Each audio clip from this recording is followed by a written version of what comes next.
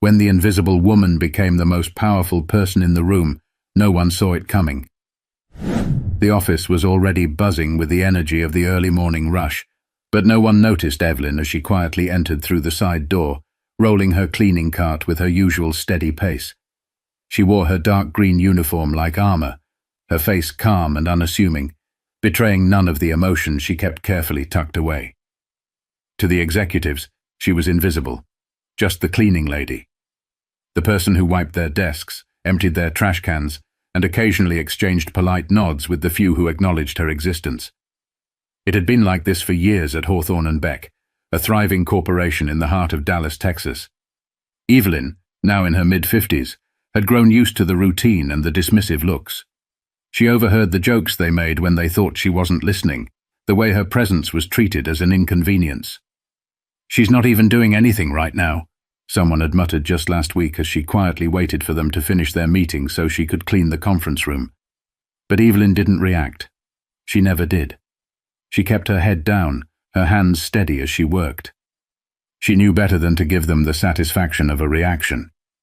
What they didn't know, what no one in that office knew, was that Evelyn had a secret so powerful it could turn the entire building on its head. But Evelyn wasn't impulsive. She believed in patience, in watching, in waiting. Today, however, as she made her way down the brightly lit hallways, her calm demeanor hid the fact that she was nearing her breaking point. The morning unfolded as usual. Evelyn polished the glass doors to perfection, vacuumed the thick carpet in the lobby, and organized the cluttered desks of those who never thought twice about leaving piles of paperwork behind. She worked diligently, even as conversations about big deals and promotions floated through the air. One conversation, though, caught her attention. She wasn't trying to eavesdrop, it wasn't her nature, but the voices were loud and impossible to ignore. "The shareholders' meeting is next week," one executive said.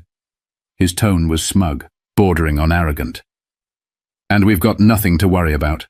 The board loves the numbers, and the CEO's untouchable. No one in their right mind would challenge him." Evelyn paused for just a moment, gripping the handle of her cart tighter. She knew what they didn't. They had no idea how wrong they were. But Evelyn didn't let her thoughts linger for long. There was still work to do, and she had to be ready for what was coming. Hawthorne & Beck prided itself on its sleek, modern image. Its headquarters, a towering glass building in the middle of Dallas, was often featured in business magazines as a symbol of corporate success. Inside, however, the reality was far less glamorous.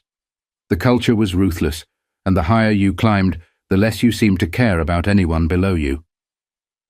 Evelyn had spent nearly a decade in those hallways, quietly observing.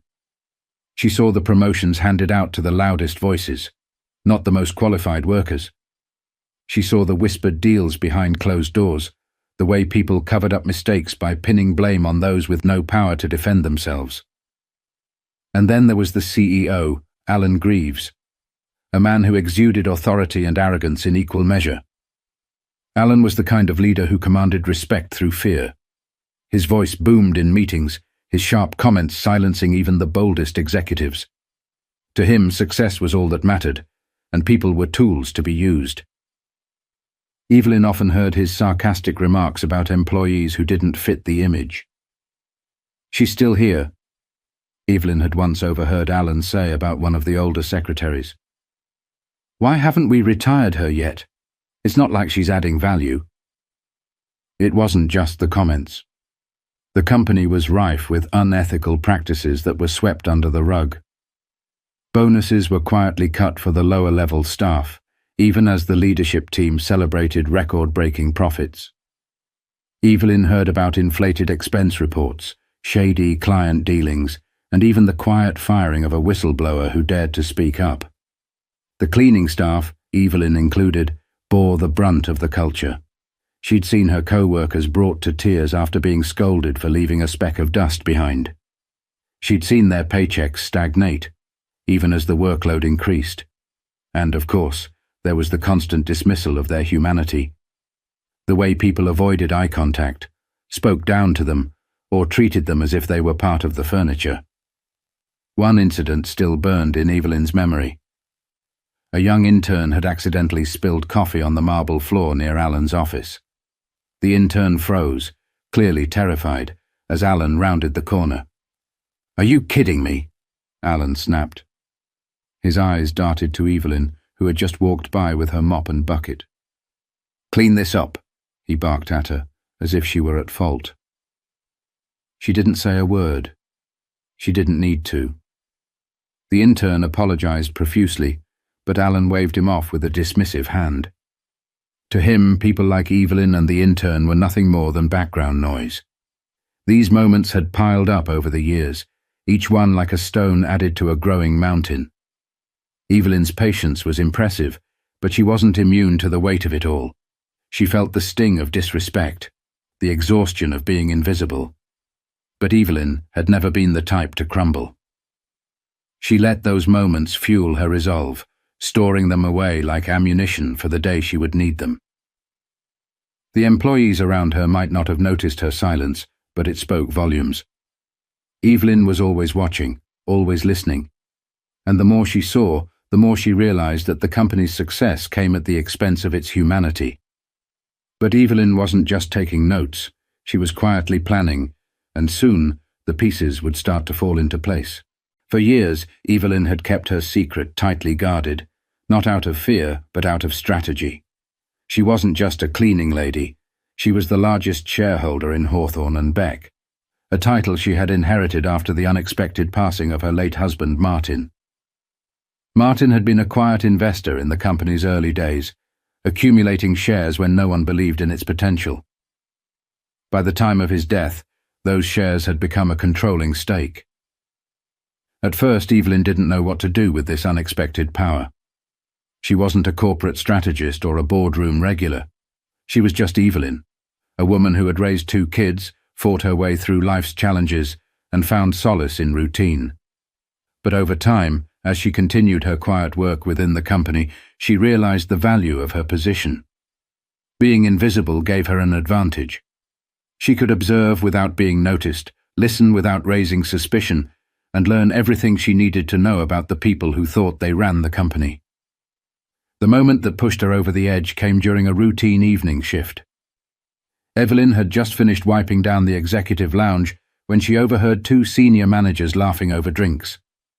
They were talking about layoffs, joking about how easy it was to cut dead weight without anyone caring. "Some of these people act like their jobs matter," one of them said with a laugh. "They don't realize how replaceable they are." Evelyn stood frozen behind the door, her hand gripping the cleaning cloth. These weren't just numbers on a spreadsheet. These were real people, people with families, bills, and dreams. And yet, to these men, they were nothing more than expendable assets. That night, Evelyn sat at her small kitchen table with a cup of tea and a notepad. She started writing, not sure where it would lead, but knowing she couldn't stay silent anymore. She listed the unethical practices she had witnessed, the people who had been mistreated, and the moments that had stuck with her over the years. By the time the sun rose, she had outlined a plan that would change everything. Her first step was to dig deeper. Evelyn used her access to the building to gather information most people wouldn't think twice about. She took mental notes on conversations, paid attention to schedules, and even discreetly glanced at documents left on desks. She wasn't stealing or snooping. She was simply putting the pieces together, assembling a picture of the company's inner workings. The second step was to call in reinforcements. Evelyn had a few trusted allies outside the company, friends who were lawyers, financial analysts, and former employees who had left on bad terms. She shared what she knew and asked for their advice. Slowly, they helped her craft a strategy that would not only expose the toxic culture, but also secure the company's future. The final step was the hardest. Evelyn knew that confronting the CEO and the board would require more than just evidence. It would require courage, composure, and a deep belief in her own worth. She practiced her speech in front of the mirror, her voice steady but firm. She knew this wasn't just about her. It was about everyone who had ever been dismissed, underestimated, or treated as less than. The shareholders' meeting was less than a week away, and Evelyn was ready. She wasn't just walking into that room as a cleaning lady. She was walking in as someone who held the future of the company in her hands. But as the day approached, Evelyn couldn't help but feel the weight of what she was about to do. It wasn't just a confrontation, it was a reckoning. The day of the shareholders' meeting arrived with an air of confidence radiating through the building. Executives strutted through the hallways, their chatter filled with optimism about another year of record profits. None of them noticed Evelyn pushing her cleaning cart toward the top-floor conference room, her face calm and unreadable as always. The boardroom was a stark contrast to the rest of the office. Its long, polished table gleamed under soft lighting, and the floor-to-ceiling windows offered a view of the Dallas skyline. Around the table sat the company's most powerful figures, including Alan Greaves at the head, his posture commanding, his smirk exuding arrogance. Evelyn entered quietly, as she always did, placing a pitcher of water on the side table. No one looked at her. To them, she was just part of the backdrop. But this time, Evelyn didn't leave. "Excuse me," she said, her voice cutting through the room like a blade. Heads turned, confused and slightly annoyed. Alan barely glanced at her. "We're in the middle of something," he said dismissively. "I know," Evelyn replied, her tone steady but firm. "That's why I'm here." Alan leaned back in his chair, a condescending smile spreading across his face. "Unless you're here to clean up after us, I suggest you leave." Evelyn didn't flinch. Instead, she stepped forward, pulling a folder from her cart and placing it on the table. The logo of Hawthorne and Beck was emblazoned on the front, along with the words, "Shareholders Report." The room fell silent. Alan's smirk faltered as Evelyn began to speak. "For years, I've watched this company thrive on the backs of people you refuse to see," she said, her voice unwavering. "I've watched employees mistreated, ethical lines crossed, and profits prioritized over humanity. And I've stayed quiet, until now." Murmurs erupted around the table. One of the board members leaned forward, squinting at the folder. "What is this?" "This," Evelyn said, opening the folder, "is proof. Proof of the unethical practices, the mismanagement, and the outright disregard for the people who make this company run." Alan's voice boomed across the room. "Who do you think you are, coming in here and making accusations? You're a cleaning lady." Evelyn met his glare with a calmness that shook the room. "No, Mr. Greaves. I'm the majority shareholder of Hawthorne and Beck, and today I'm firing you." The shock rippled through the room like a thunderclap. Alan's face turned pale, his confident demeanor crumbling as the words sank in. "You're joking," he said, his voice trembling slightly. Evelyn didn't blink. "No, Mr. Greaves, I'm not." She turned to the board members, her gaze sharp. "I've spent years gathering evidence, and it's all here. The inflated expense reports, the unethical layoffs, the harassment complaints you've buried. I have the power to vote him out, and I'm using it." The room erupted in chaos. Alan tried to argue, his voice rising in desperation. But the board members quickly realized the gravity of the situation. One by one, they turned to Evelyn, asking questions, skimming through the folder, and confirming her claims. It didn't take long for the vote to happen. Evelyn had done her homework, and the evidence she presented left no room for doubt. Alan Greaves was removed from his position that same afternoon, his protests falling on deaf ears. As security escorted Alan out of the building, Evelyn stood in the boardroom, her back straight and her expression calm. The executives who had once ignored her now looked at her with a mixture of awe and guilt. But Evelyn wasn't looking for their approval. She had already set her sights on what came next. The news of Alan Greaves's dismissal spread through the company like wildfire. By the next morning, the entire office was abuzz with disbelief and speculation. How could the cleaning lady, quiet, unassuming Evelyn, have been the majority shareholder all along? Whispers filled the break rooms and hallways. But this time, they weren't dismissive. They were filled with respect, admiration, and even a tinge of guilt. Evelyn, however, didn't bask in the attention. She returned to the office the next day, not with a mop and bucket, but with a clipboard and a plan. She wasn't just here to fire a toxic CEO, she was here to change the company's future. In the weeks that followed, Evelyn worked tirelessly to implement changes. She started with the people who had been overlooked for years. Raises were given to the cleaning staff and other underappreciated workers. Evelyn made sure that the HR department took harassment and discrimination complaints seriously, introducing a third-party watchdog to ensure transparency. She also addressed the toxic culture that had festered under Alan's leadership. The board, once complicit in his actions, now found themselves held accountable.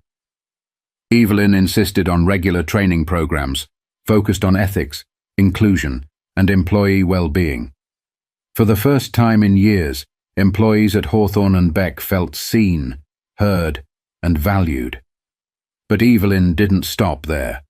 She hosted town hall meetings, inviting employees from every level to share their experiences and ideas. She listened carefully, taking notes, and ensuring that everyone had a voice in shaping the company's future. One afternoon, as Evelyn was walking through the office, she was stopped by a young intern, the same one who had spilled coffee near Alan's office all those months ago. "Thank you," he said, his voice sincere, "for everything. You've changed this place." Evelyn smiled warmly. "No, we've changed this place. Together." Outside the building, the Dallas skyline glittered in the late afternoon sun. Evelyn stood for a moment, looking up at the towering glass structure she had once entered unnoticed. It had been a long road, but she had done what many thought was impossible. This wasn't just about firing a CEO or exposing corruption.